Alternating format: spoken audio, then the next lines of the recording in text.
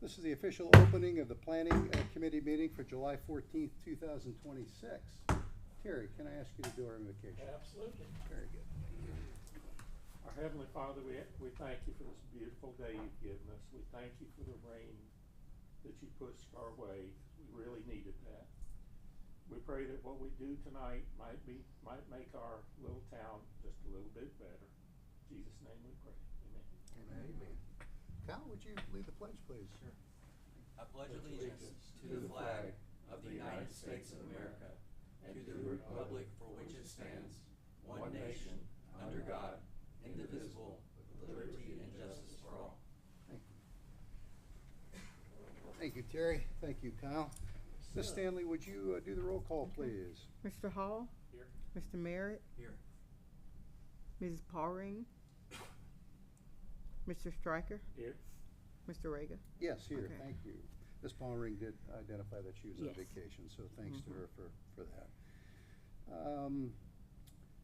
What we're going to do is go ahead and go through just the agenda for the evening. First off, I want to give a big thank you to Terry in my absence for running the meeting.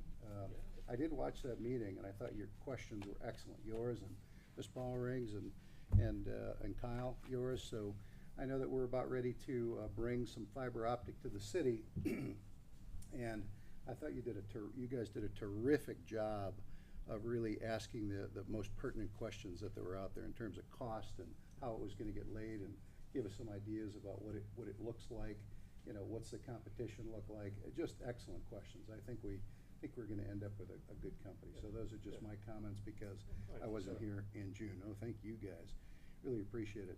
Ladies and gentlemen, thank you for your continued interest in what we do here in the city of Parker.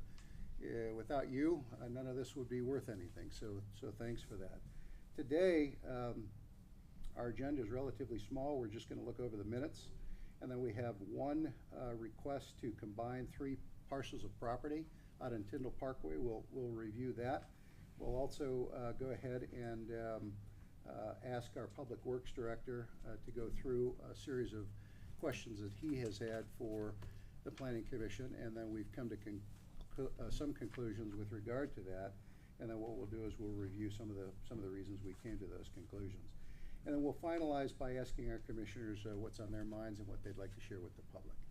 So at this point, we're just going to go ahead and ask the rest of the commissioners if they've had an opportunity to review the minutes from our last 2 meetings, actually. Yep. Ms. Stanley, just a little bit. I don't know how specific you want to be, but you know, I'm going to give you just a couple of spelling corrections on there, just so if anybody reads this in the future. And then also, when during our last meeting, when we were approving and then sending over to the council members for approval regarding a fence beyond the face of the home, that should actually read that it was not that it was 13 feet off the road, because it's much further than that, because there's the right-of-way. It was actually 13 feet beyond the right-of-way, but still slightly in front of the home. That would be under you know, when David Baker had gotten up and voiced his concerns. Okay. So just this one right here, that one right there, and then that right there. So it was 13 feet beyond the right-of-way. Okay, perfect. And then I think we're good. And then I'll ask for a motion with those corrections to go ahead and approve the minutes with the corrections. I make a motion to approve the minutes with the corrections. Very good. Can I get a second, please? Second. Outstanding. Can I go ahead and have you do a vote, Ms. Stanley? Okay, Mr. Hall? Yes. Mr. Merritt? Yes. Mr. Stryker? Yes. Mr. Raga? Yes. Thank you. Appreciate it. And by the way, there's a lot of detail there, and I really appreciate all that level of detail, because it makes us, you know, it's easy for us to review it and take a look at what was said. All right. So the next thing is going to be items from the audience. Is there anybody here that would like to share some thoughts or concerns with these commissioners? All right. David, how are you? I might not be the only one, but I just have a couple of questions. One sort of related to the agenda. Yes, sir. And sort of not. Yes, sir. I guess I'll do the one that's not related first. For our You- clerk's sake, could you state Yeah. your name and Sure, your I'm address, sorry. please? That's okay. Ms. Stanley, David Vest, V-E-S-T, 1435 Parkway Drive. I'm a little bit confused about what's on the agenda tonight because I haven't really kept it with it. But the other question I have is, one of Mr. Stevenson's properties further down from the one we're talking about tonight, there's talk in the neighborhood that it could be a boat repair facility there. He's suggesting that, or considering that. Do y'all know anything about that? Can anybody shed some light on that? I don't, but what's on tonight's agenda has nothing to do with that, Mr. West. Okay. It is only about whether or not three parcels of property can be combined. Right. So our job in planning is to ultimately look at the nuts and bolts associated with what does the state require for parcels of land to be combined. Okay. And those are things about whether or not the taxes are paid up, things like are all owners in agreement? Are there any, for example, investments on the property? Investors have to be made aware, things of that nature. Okay, So sure. we've done our due diligence there, along with checking with the state laws to make sure that these parcels of land can be combined, and that's what that will be Okay, about. that clears a lot of it, and I understand Yeah, that. but in terms of the boat repair facility, none of that's come before these commissioners, and that's not on tonight's agenda. So if you'd like to discuss it, feel free. Well, yeah, I'm curious about it because, from what I understand, if it's on the water, the city doesn't have much jurisdiction. You do on the front side of all those properties because it faces the highway, but on the water, where I understand the, Environmental Protection, Florida, EPA, and, Army Corps of Engineers really have the say over what goes on and Yeah. have more control. But I was curious if the city has any thoughts or any jurisdiction with that at all. Well, they do, and I'm curious why you think that they don't have jurisdiction, because. Well, I'm not, I'm just Okay, not sure. yeah, first of all, the area you're talking about is an overlay district. It Right. actually is in CRA area number 2. Uh-huh. And if you look at, I don't know how often you review the land development rules, but Oh, not within the You land, don't have a within copy the. at Well, I'm a if not, computer Terry, operator. you could just drive on down to Terry's house, he'd be Yeah. happy to share it Yeah, with you. just walk over the But side. anyway, if you go directly to, I think it would be pages 4-25 and 4-26, it's everything in those areas that that the governing body, our council members, have agreed to. And in terms of if there is building that goes on, they have a vision for things like sidewalks and bicycle paths and street lighting and all of that stuff. That's on those 2 pages right there. And the vision in terms of what can be there. And I could tell you, what they're telling us is that retail, restaurant, personal services, offices, and residential uses are there. Now, that's what their vision is. And then if you go to, there's a prohibition section. So the prohibition section specifically may outline some of the things you're concerned with. Okay. So it's city land. So if there's a business that ultimately wants to operate in that particular area, the city absolutely has some say over it by districting, by determining what is prohibited, by determining what is accepted, and because it's in an overlay district. Remember, back in 2008 and 2007 and 8, the city had to go before, had to fight both the county and the state in order to get, there's only 252 CRA districts in the whole state. Yeah. We have 3 of them. That's pretty significant. Yeah, it is. So when you do that, you get benefits. And in order to maintain those benefits, you have to stick to whatever that MO is. So there's plenty of jurisdiction there. Okay. And there's, that is, I think that area is all MU1, is that right, guys? Yeah, Multi-use I couldn't remember 1. the zoning. I understood It's some of it was MU1, commercial, so- some of it was mixed use. I'm not sure which one is which. 2, A lot of that's 2. Okay. I know Parkway Gardens went to 2 for more. now this is what is on the current website. It Yeah. shows it as 1. One. So is this out of date, Tony? Because this is what our website's I know showing. Parkway Gardens changed to 2. Yeah. Light green is one. Yeah. So, and let me tell you the 3 parcels of land he's looking at It's here. right here, but I know this one turned to dark green. Yeah, so, but the land he's looking at, It's here. It's 3 right here. 3 lots right there. yeah, okay. Yeah, so his 3 or 1.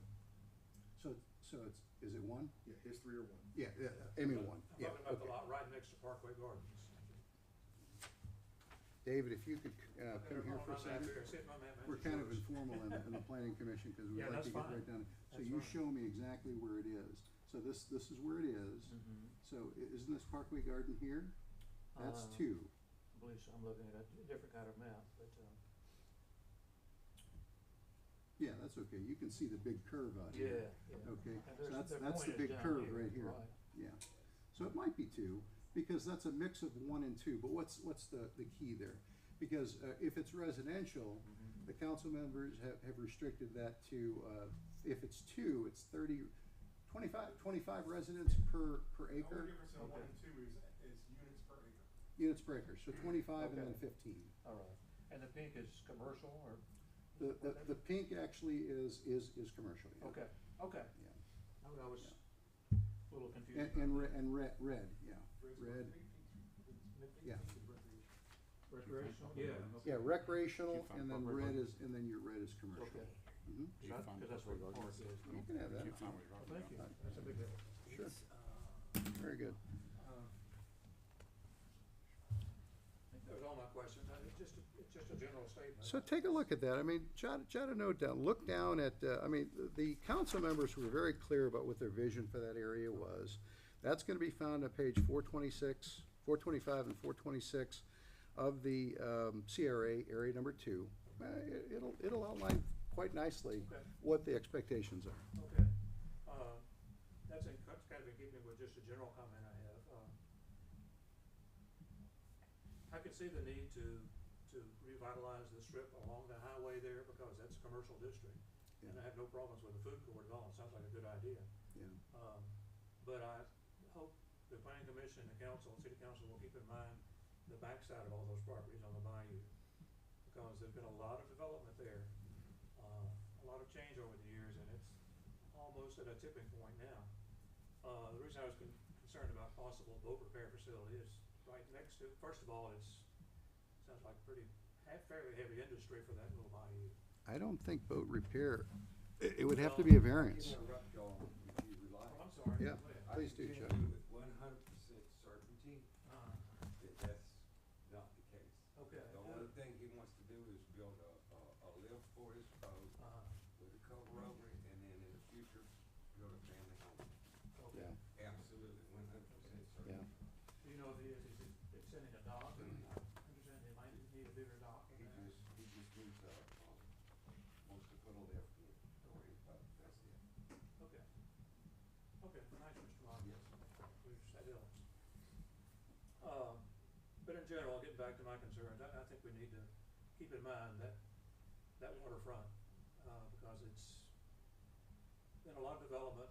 We need to sort of keep in mind that we need to be very careful with it. I don't think, I absolutely agree, because all we have to do is look around to see what not to do. Look at Panama City Beach, and you can drive for a mile and not see the damn Gulf of Mexico. I don't think any of our council members want that.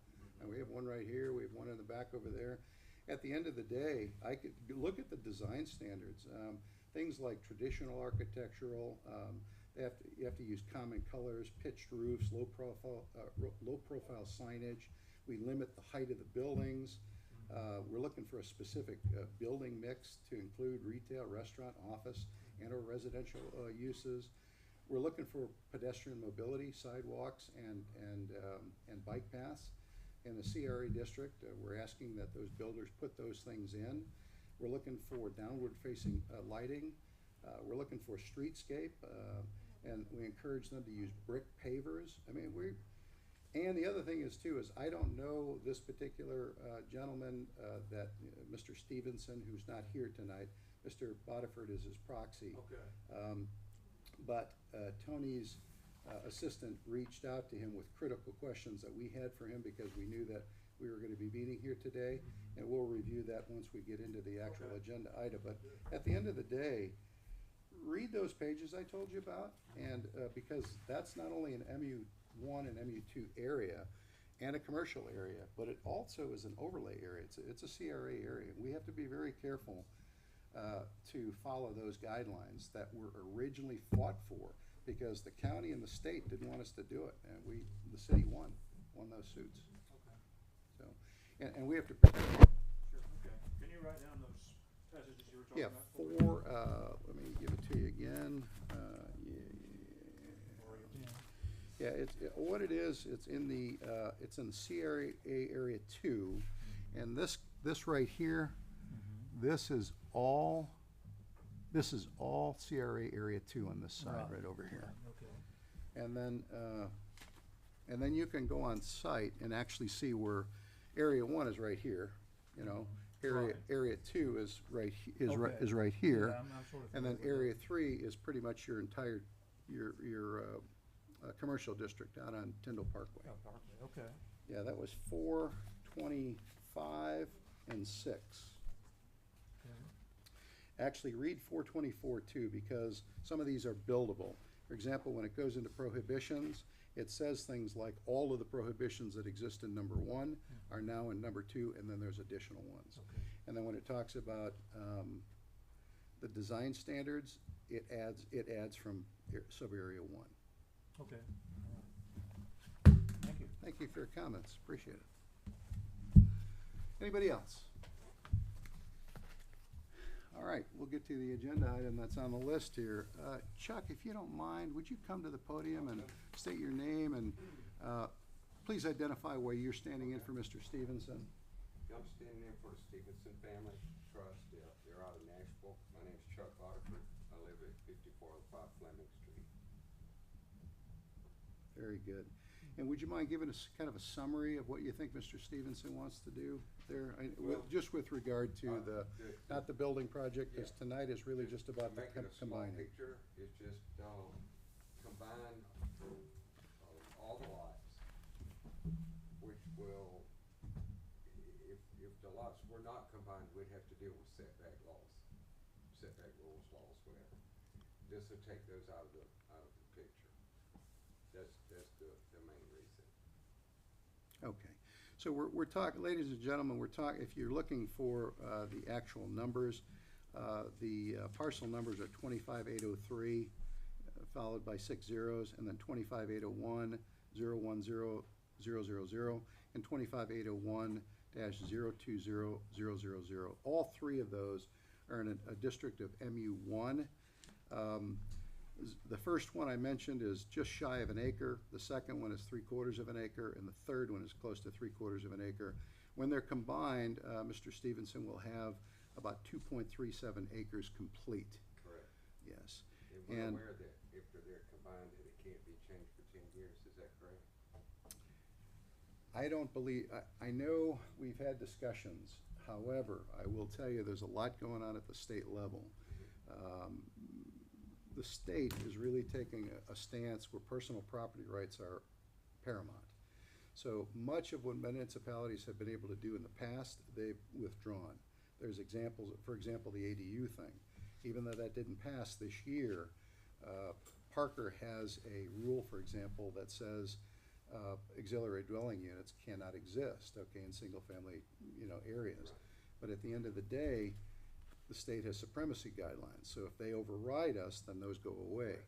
Now, that didn't make it to session, so it's not a reality, but those are the kinds of things that are happening on a regular basis. So if that happens, then ultimately, we would have to follow the state guidelines. Commissioners, do we have any questions for Mr. Botiford here? Very good. And let me ask one. Okay. The purpose of this is to build a home, No. okay? No. This is for a food truck court. I don't know exactly how far you want me to go into explaining it, but we want to have about 12 food trucks. We want to have a stage where we can have some bands or something every now and then, or a DJ. We want to build some type of a cover, a Key West looking pole barn type deal, so people have a place to sit under it. We want to put down AstroTurf. We want to kind of make it maybe not super high end, but we don't want it to be junky. We want it to be super nice. And the fact that it's food court, this particular advisory group has already decided on that. Right. Yeah. It then went to the governing body, and they've already decided on it. And probably the number one thing that everybody should be aware of is that Section 509 of the state, ma'am, if we could just have this meeting here, that'd be really appreciative. I'm sorry, Katie, but at the end of the day, what's ended up happening is that Section 509 of the state statutes pretty much dictate that municipalities do not dictate food court where they can be, where they can go. They limit you to districts. You can district, and you can identify, for example, if you have a special event, you can charge a certain thing for them. However, they do not allow the municipalities any longer to restrict. That's entirely done in Section 509. Tony, did I adequately state that? So, because there was a question about whether or not, we could say to this investor, Yeah. whether or not he could do that in that area. And in fact, the state supremacy rule overrode that by saying you cannot. My question is, I thought they were gonna access what we had talked about in the past by Fleming Avenue. Correct. Is that the way it's gonna be? Correct, yes. Okay, cause I'm just worried about the No, it would be the entrance other on way. Business 98, Yeah. I got you. Yeah. I got you. yeah. Yeah. So still entrance, so we are talking about an entrance directly off of 98, On right? Fleming, Up Yeah. Fleming Street? so Okay. because it has an exit lane, Yeah. if you're coming from the east, and then if you're coming from the west, it's, easy. If you try to turn that little spot like you Yeah. did at the new hamburger place, whatever it's called. Yeah. Yeah, what a heck of a mess Oh, up yeah. Yeah, there. that's, yeah. And because that's an MU1 and an MU2, and Fleming Street is in fact smack dab, I think, between MU1 on the right and MU2 on the left, it's, egress and ingress Yeah. is okay there. Right. Yeah. Right. Yeah, very good. Any Okay. questions? I'll try to answer. Well, and just so that the commissioners know this and the audience members know, the state requests following questions, 5 following questions. The first one was, because we can't have direct communication with Mr. Stevenson directly, Tony's group reached out to them so that we were doing this by the book. The first question by the state was, are all taxes paid and up to date? Answer is yes. Second question was, any additional owners, financial or otherwise? And the answer was no. Third one was, are there any mortgages or outstanding debt in any of the properties? And the answer is no, there are not. The fourth one was, are there any liens or legal judgments against any of the parcels? Because the state requests that those things be solved before you combine properties, because now you're binding all the properties to whatever those rules are. And the last one was, do all owners of interested parties agree to the combination? So for example, if you own a house and you have a mortgage holder, they're an interested party. They have to agree to the combination. And the answer is all owners are in agreement. So that pretty much meets the muster. So if there are no more questions for Mr. Bodiford, I will ask for a motion. Of course, the options are simple, that we pass it along to the council members with our approval with conditions, or flat out denial. I do have some questions. Oh, please do. Yes. Gloria Beers, 1313 Stratford Avenue. Hi, Gloria. Hey, we are directly across in the Yes. bayou from Yes. these properties. Yes, We are already dealing with 44 slips at Smugglers. yes. I've heard that they want to put an additional 27 more slips in on that property. Is that correct? It's a possibility. It's correct. It's a possibility. They've already applied for them. We're trying. That's gonna give us 71 slips across from us Mhm. in this tiny little bayou. Yep. What would be the purpose of those slips? Well, yeah, I was just gonna say, that hasn't come before planning at this time, and this is only about, do they have the legal opportunity to combine the property? And these guys haven't made that decision yet. Okay. So, but what you're talking about is infrastructure and personal property rights, and zoning districts. So, quite frankly, none of that stuff has come before either planning, and that would be a major project, so it would come before planning. It's not come before us. And then, of course, the governing body, the council members would then have to vote on it. as well. So Mr. Bodiford is kind enough just to be Mr. Stevenson's proxy here. And he may or may not know the answers to those questions, but at the end of the day, tonight's meeting is really, does he have the legal right to combine the land? Okay. And then later, if he chooses to put in a 27-slip marina, I could tell you that the reason that the other facility stayed at was it 47 slips? 44? They stayed below a number, because once those slips go above, I think that magic number is 47, then you get the federal. It's above Then 44. that is it. Okay, I'll take your word for it. So anyway, so if it's above 44, then you involve the federal EPA. At this point, it stays purely state level. Yep. Okay. It's just that bayou is just getting filled up with, Gloria, I would tell you this. no, yeah. As a person who's traveled pretty much throughout the You know what, world, I would tell you that wherever you've got marinas, those tend to be high-end, highfalutin places. I don't need to know that my property value will go up. It's already. That wasn't where I was gonna go. Mm. Where I was gonna go, I was gonna ask you a question. Okay.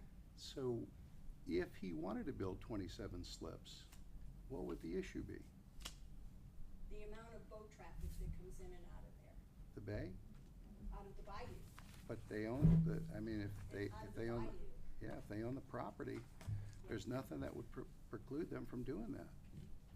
Okay, well, I mean, I understand the concern, but if you are a property owner across from an area, but he's the property owner and he's legally within his right to build a structure, nobody here should say no. In fact, if we did, we would be in jeopardy of violating the laws. So, appreciate your concern, but at the end of the day, the state is taking a very different step than you are right now. And theirs is more about personal property rights and the right to build what about her? lots of things. Yeah, what about my property? If you don't own the property, then it's not your right to dictate what happens there. Yeah, I mean, everybody can agree or disagree, but at the end of the day, look at what the state's saying these days. Take a look. It's pretty hardcore that municipalities have been far too intrusive in terms of limiting what people can do with their own property. And as long as they're not harming, now we have plenty of rules in our land development rules, our comprehensive plan, which ultimately do state things like you can't harm your neighbor, you can't send water into their, you can't, build your house on a hill and then all of a sudden flood out your neighbor. There's all kinds of things that we've done to protect those people who are already here. But if somebody's building, buying a parcel of land and improving it, and it's within the state guidelines and the current municipality guidelines, because others may not think that their vision is what they want, isn't a good enough reason to say no. Because they have a vision too, and their vision might be, a nice boating community. We may all disagree, but that's okay. That's what makes us great as a nation. We can disagree. But right now, I can tell you that the rules within our land development rules don't preclude that, and neither does the state. So, yeah. I'm just voicing my opinion. Yeah, I appreciate it too.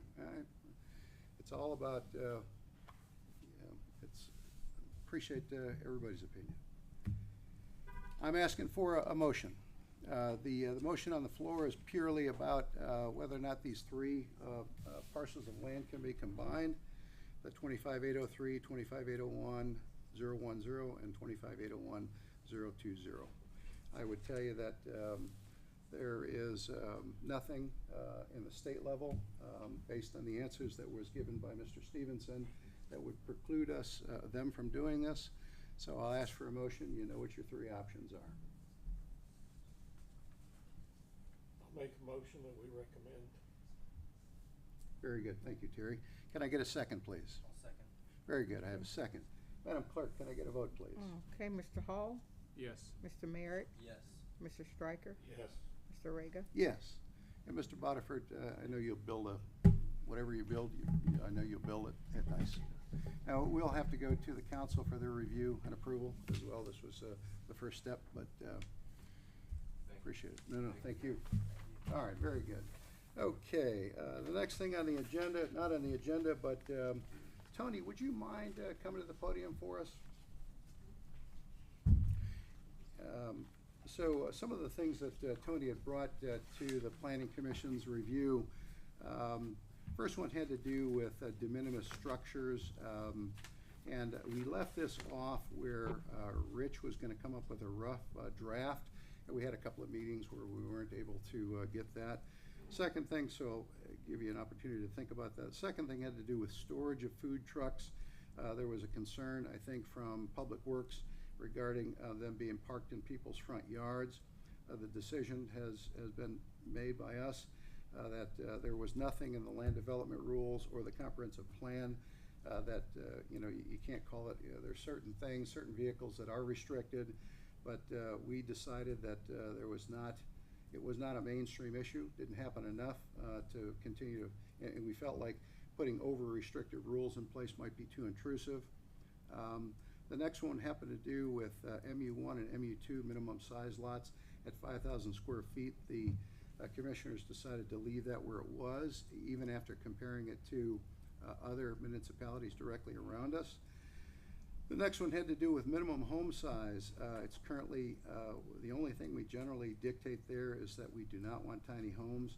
That's officially defined by the state as a home that's 400 square feet or smaller.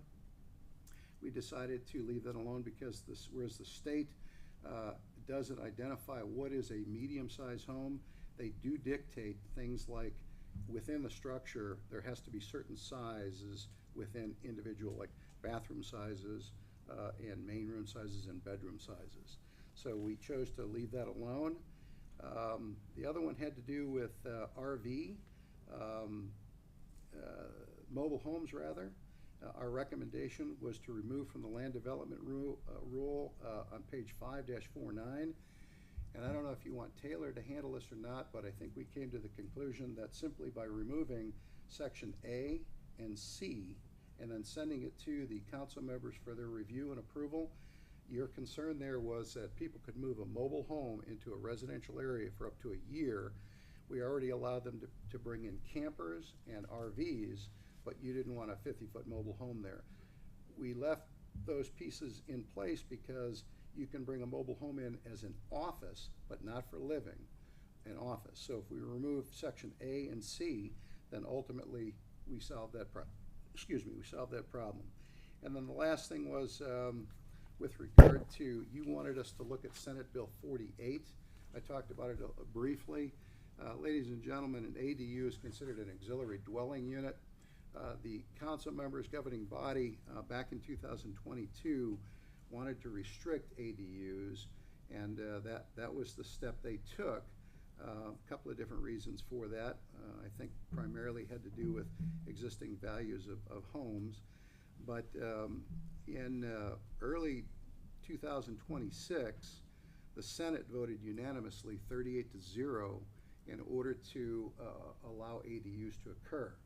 But it had to then go to the state congressional members for their approval, and they let it die on the vine.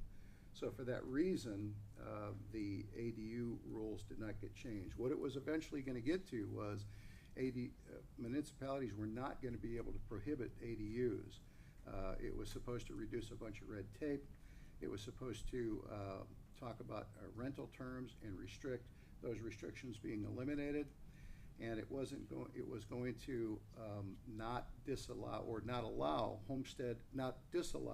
homestead exemptions simply because you had a rental, maybe to an elderly parent or a son or a daughter or anybody else for that matter.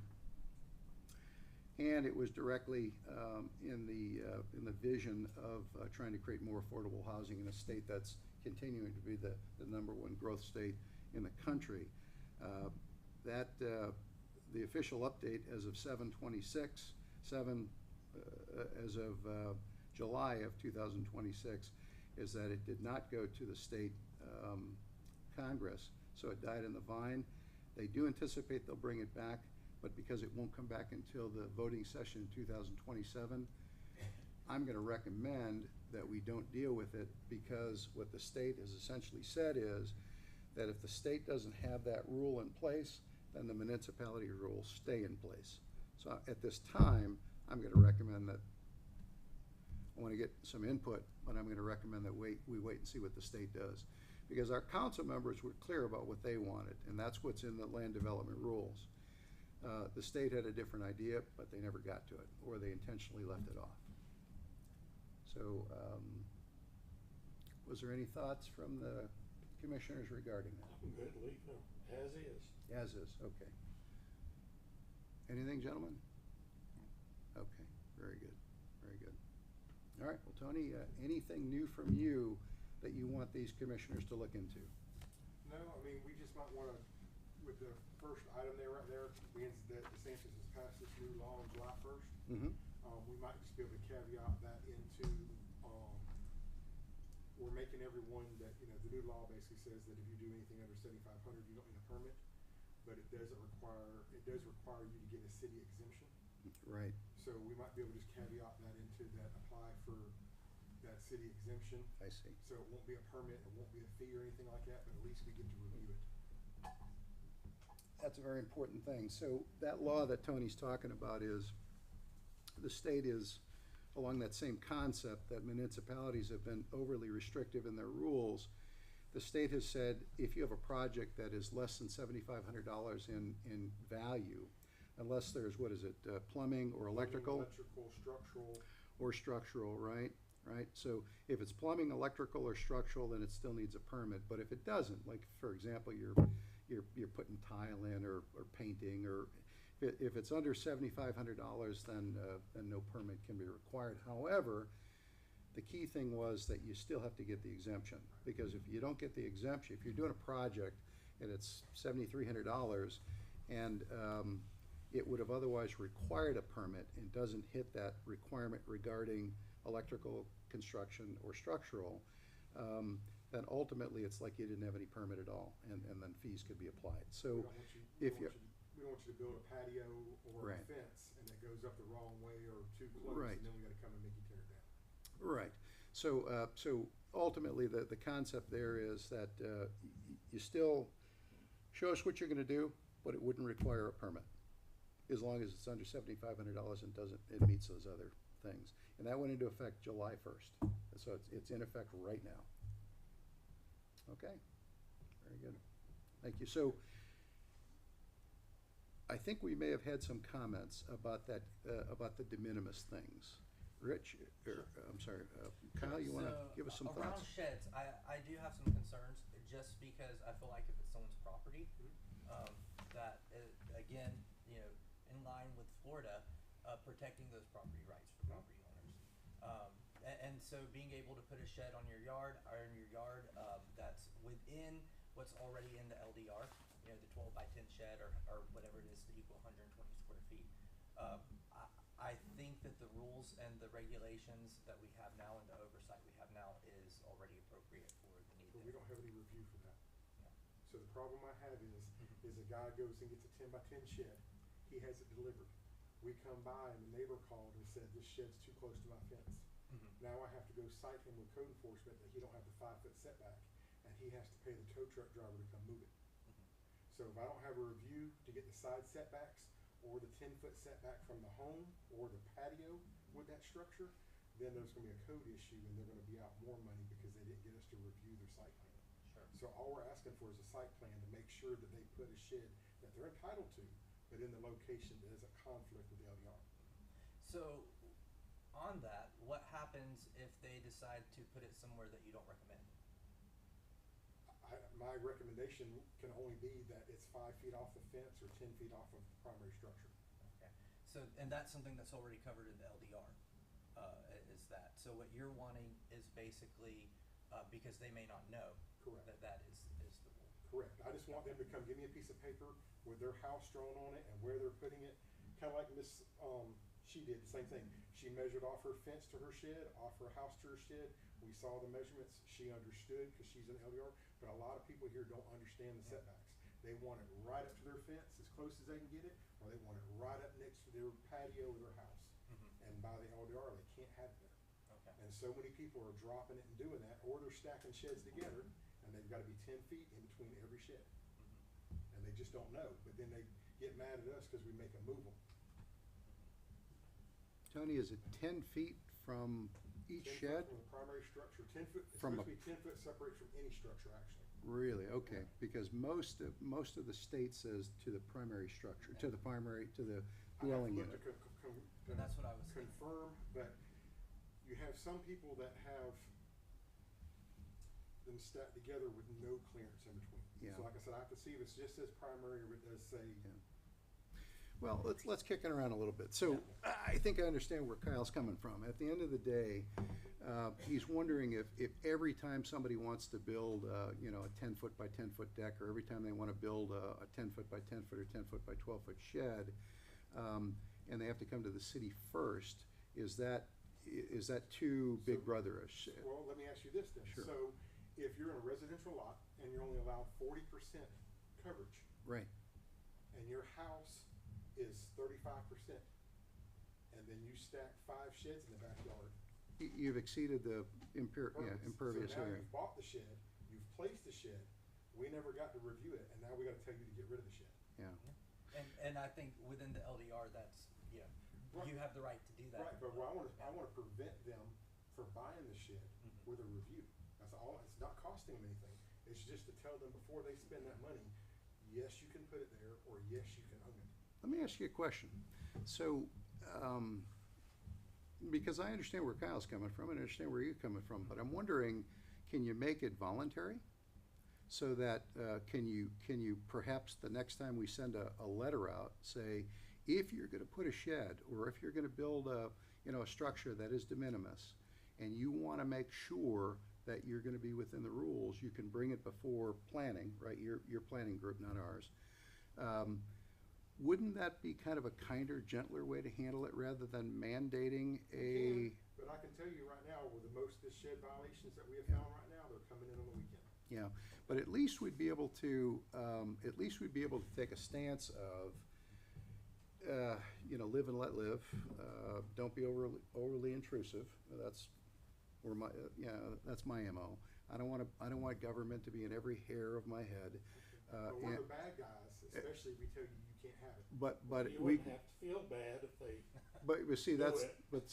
that's the You've key though, offered. Terry, is the key is, Right. if you put it out there, that if you're putting a shed or anything in, that ultimately we could be in a position, planning is willing to take a look at your plans and make sure that they abide by the land development rules, voluntary though, okay? Because, and then that way, it clears our conscience of, okay, you chose not to take that route, you put it in without checking with us, and it's wrong. So, it's just me, but I know I tend to know what the rules are. For me, it's more about individual freedoms and personal property rights. And I feel like if we mandate what is currently de minimis in the land development rules, that they check with us first, and get our approval, to me, it's just too much. I mean, the reason we have minor developments and we have a certain level of authority, and then major developments and another level of authority beyond that, including, our own engineering firm, and then de minimis, is because we didn't want anything they did to have to come before the city.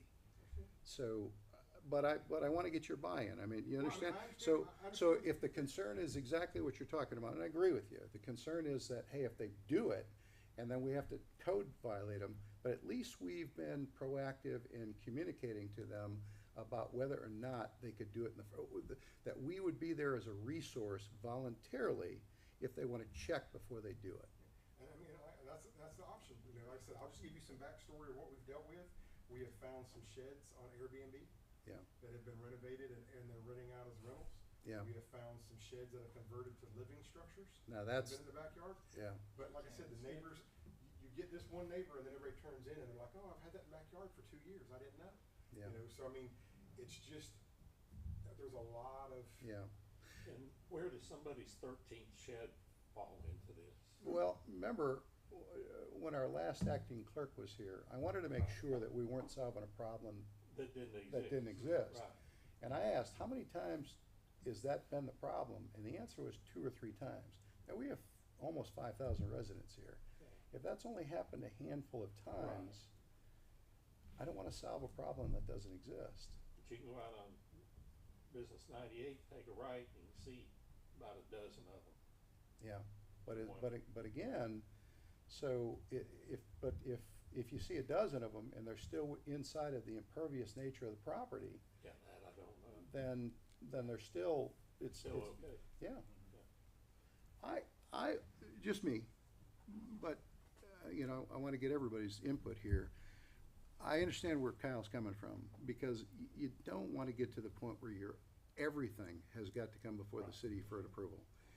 And that's why we have that de minimis category, because that de minimis category is, here's what you can do. You can update your home, you can wallpaper, you can paint, you can tile. But you can put a 120-foot shed in there. I think I would feel comfortable, more comfortable, if we made that voluntary, and then our conscience is clear, because like I say, we could say, hey, the city is a resource. You can come to us, and this service exists. Where planning is willing to take a look at your plans and determine whether or not in terms of where you're gonna put it, its size, are you violating any impervious nature of the land? I mean, what, And I think on that note, that would be a good, happy medium for what's going on and, So you know, let me what ask you're you something, facing. Mr. Mayor. Mhm. If that's, what do you think, so the time, if you were the homeowner or property owner, and you filled out that application with a piece of paper that basically just has your address and a piece of paper of site plan, dropping off a city, no charge or a free review, how much time does it take that individual at the city to review that compared to the code officer coding it, giving them certified letters, telling them they have to review it, fight them, possibly bring them to magistrate, all for something that could have been avoided by a simple piece of paper that we asked for before they bought it? Sure. And I think you bring up a good point, but I think the oversight is still too much for the need for just to put a shed on one's property. But, and here's my challenge, and I've put this out there before, communication can solve 99% of the problems that we have. But the staff in the city of Parker tries to put out newsletters and all the communication, and you would not believe how many citizens tell me that they don't read it. And so making that available online, making that available It on the is. website, The you know, July just 1st like. thing is all out there, right there. Did anybody read that in their last water bill? yeah. Did anybody see it in their did you see it in your water bill? It was mailed to you and emailed to you, the July 1st permit. Did you read it? I got the email, but I don't read my water bill. But. But that's my, I said, the information, we can Yeah. put it out there, but I can't force you to read it. But I do think that if we put it in standard locations, like on websites, if we are posting on Facebook about new rules coming through, that's where people We get a don't have lot of their anybody at the city information. to manage Facebook. Yeah. And that's where a lot of people get information now. And so maybe that's something that we need to look into as a city, as communicating in ways that it best fits our community and best fits the need of our residents. Well, then I would tell you to bring that to city council. And, Yeah. but I do feel that before we put any regulations in place, we need to try the communication route first and Yeah. see how that works. Why don't we, you know, that's a good suggestion. Why don't we go down that pathway first? And it's really just about, you're right, Tony, it's not a big deal for somebody who wants to get a shed or build a little wooden, you know, deck off the back of their home to come to us first. It's not a big deal, except that if we make it mandatory, it just stinks to me. That's my, to me, now that's my, that's, And I understand all this, and I mean, we're talking about a shed. Do you know how many times Yeah. City Hall gets beat up over a tree? And how many times we get stand up here over a tree because we let someone cut a tree down?